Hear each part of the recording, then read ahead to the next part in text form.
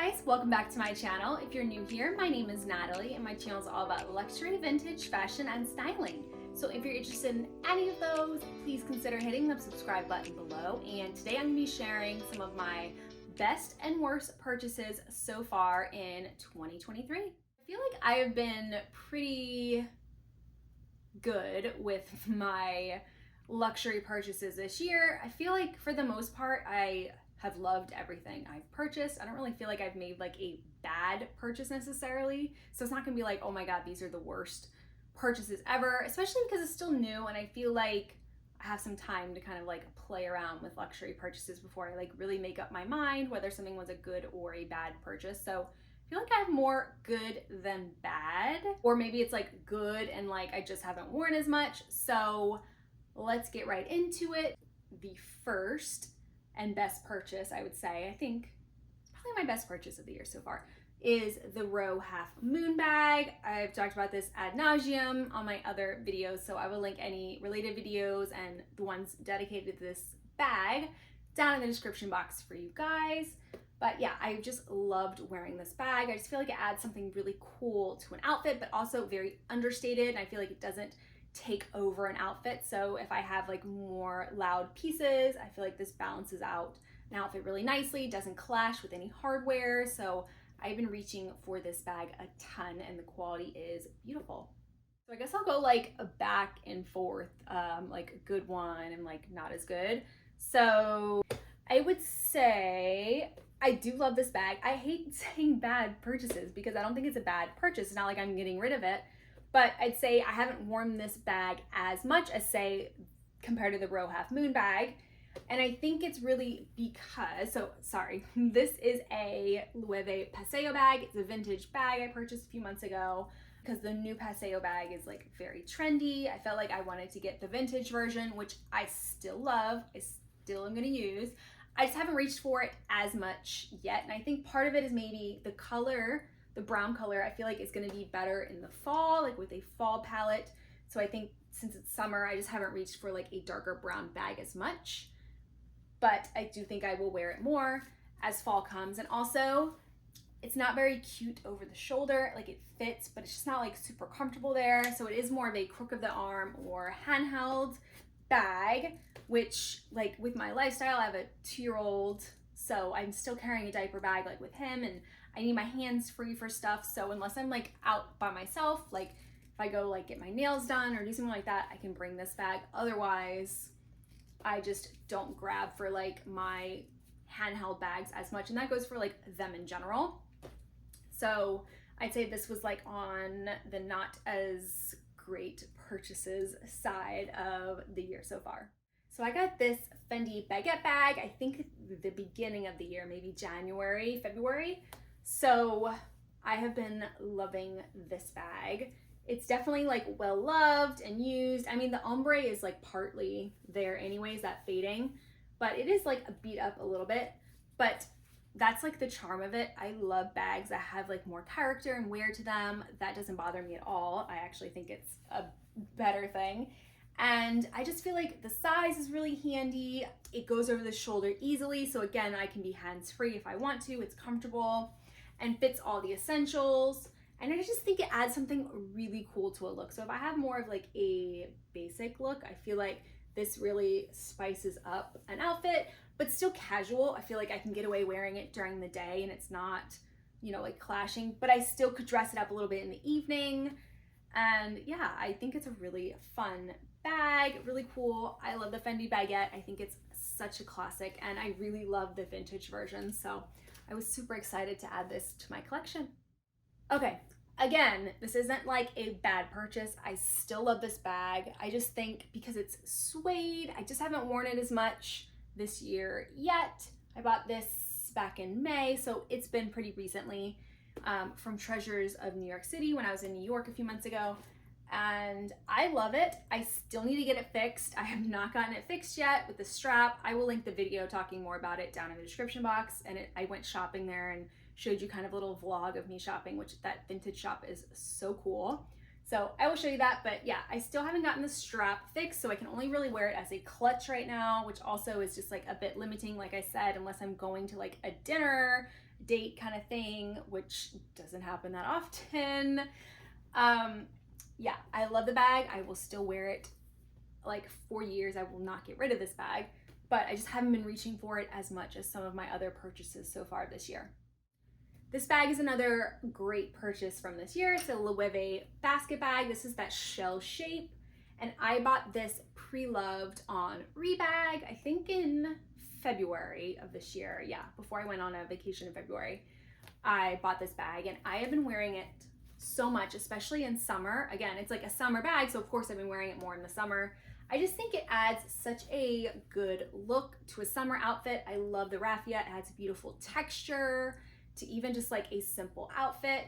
It holds a lot. I haven't had any issues with it. I mean, I don't like overly stuff it or overly stress it, but I find just for like the basics, it's been really great. I feel like it's pretty carefree. Like I don't have to like super worry about it, you know? It's easy to throw over the shoulder. Yeah, so nothing much bad to say about this. It is just a like, you know, basic straw bag, no pockets. It just ties here at the top if you want to, but honestly, I never tie it. But yeah, I really love this bag. I think they're a great purchase, especially like for the price. If you want to like designer bag, I think these are really beautiful. I love the new versions too. I will link some down in the description box for you guys to shop, but yeah, really love this bag. Okay, so don't get me wrong. I'm obsessed with these sandals. I have nothing bad to say about the Chypres. I love the Chypre sandals so much. These are the denim ones. I got these in February. Again, I have a whole video talking about the Chypres I just did recently. I will link that down in the description box for you guys. If you want to learn about like the sizing, I have 2 different pairs, so I talk about sizing comparisons, all that. But yeah, I really love these. I wear them a ton. Nothing bad to say about the sandals. I would just say color-wise, sometimes with the blue, I feel a bit limited on styling them. Even though they're denim and they do go with everything, I do find like I end up reaching for the same bag with them. I always style it, I feel like, with my Loewe puzzle bag with the tan strap, and it's bluish, and I just feel like the colors go really well together. I love the look.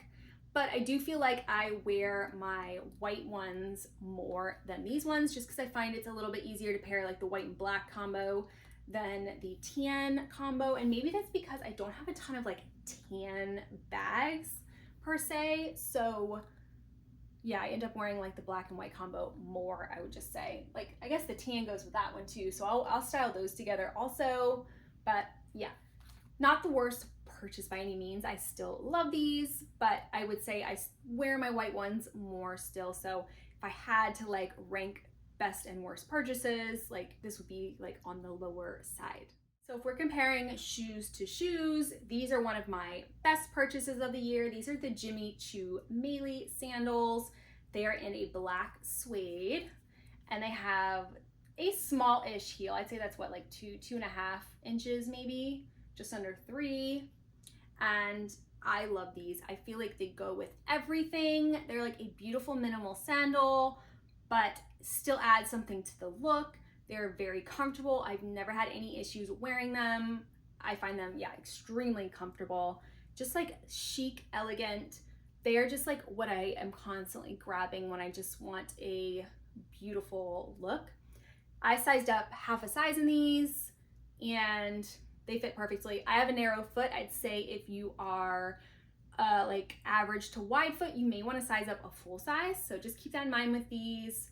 But yeah, these are my first pair of Jimmy Choos that I had purchased, and I absolutely love them. I find them great quality. I think they're definitely worth the price. Yes, you could find like a similar design for less, but honestly, I think these will last me forever. I can always just get them resold when I need to, but yeah, I absolutely love these. They were a great purchase.